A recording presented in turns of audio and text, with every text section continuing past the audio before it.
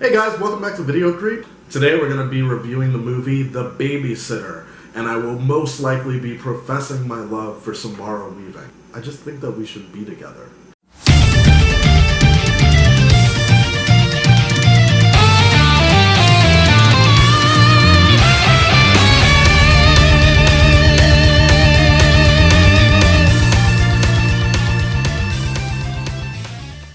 The Babysitter is an exclusive Netflix horror movie starring Samara Weaving and Joda Lewis. I'm just gonna say this and get it out of the way right now. I fucking love this movie. This is the kind of film that when I have friends over and I'm just trying to have a nice late night, maybe we're drinking, just want to throw something fun on, this is the kind of movie that I like to put on. In recent years, it's probably one of my favorite movies to come out as well. Joda Lewis plays a boy who is getting picked on at school, and he's right at that transitional age at his life. He's not a girl, but not yet a woman. And he's feeling the pressure of that. He maybe has one friend in the entire school that he goes to, and a very solid relationship with his babysitter, played by Samara Weaving. Our life together could be so beautiful. And this movie takes the time to really show how connected these two are. They're staying up late and making up fantasy sci-fi teams. These two are getting along great.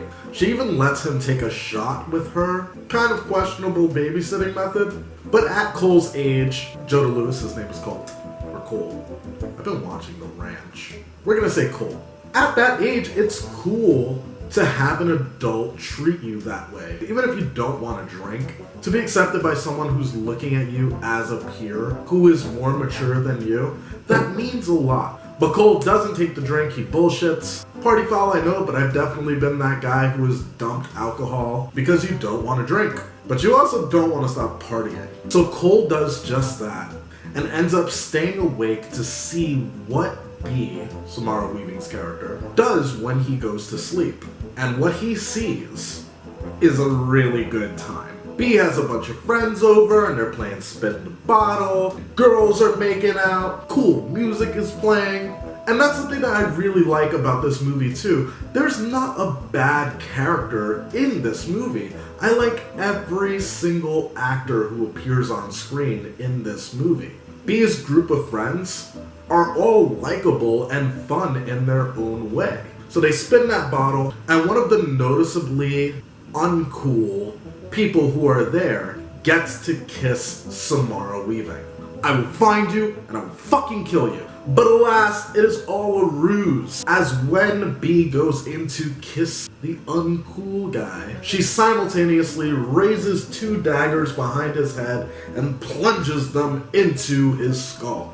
And that's something that I gotta give this movie credit for. The gore in this movie is on point. Though it centers around a little kid, they do not shy away from the death and blood and fuckery. That is what makes us all like horror movies. I'm telling you, this thing is bloody as fuck.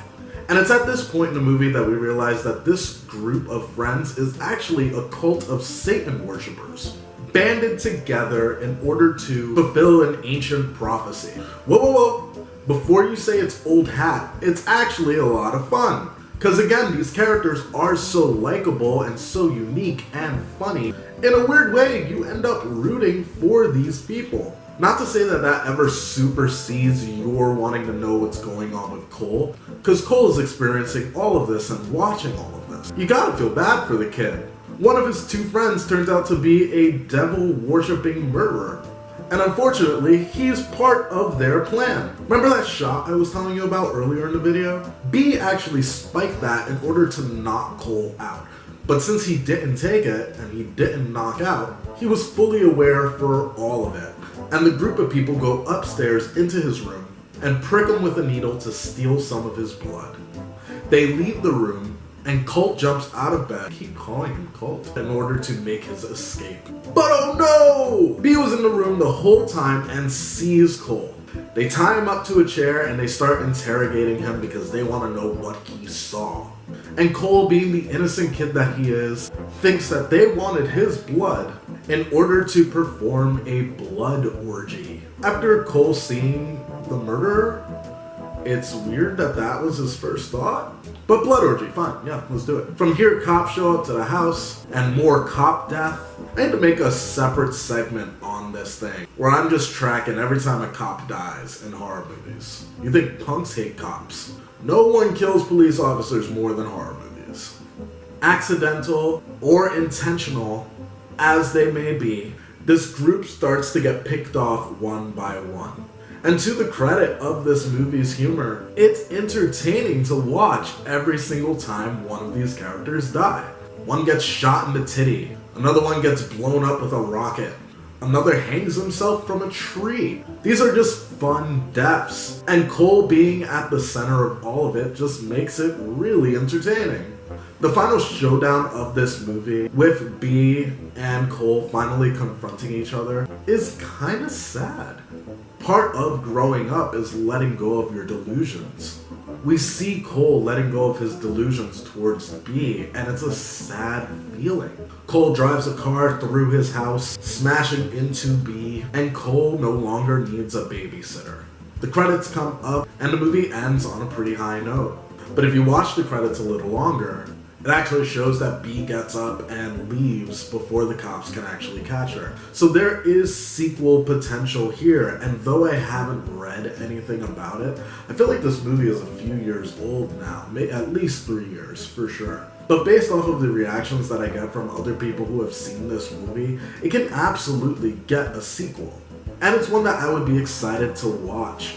In the end, this movie is super entertaining, really fucking funny, edited extremely well. I really enjoyed that. And the colors are beautiful. The music in this is great. I highly recommend The Babysitter. And I hope more people watch it so that way we do get a sequel. Both of the main characters in this, by the way, I hope that I see them more in horror as time goes on, which it seems like they are. Samara Weaving is in hide and seek now, and a slightly older Joda Lewis is in the movie The Summer of 1984, which I'm sure I will review on this channel at some point, because that is another film that I just adore. I thought it was great. But I'll save my thoughts on that review for when I actually do it.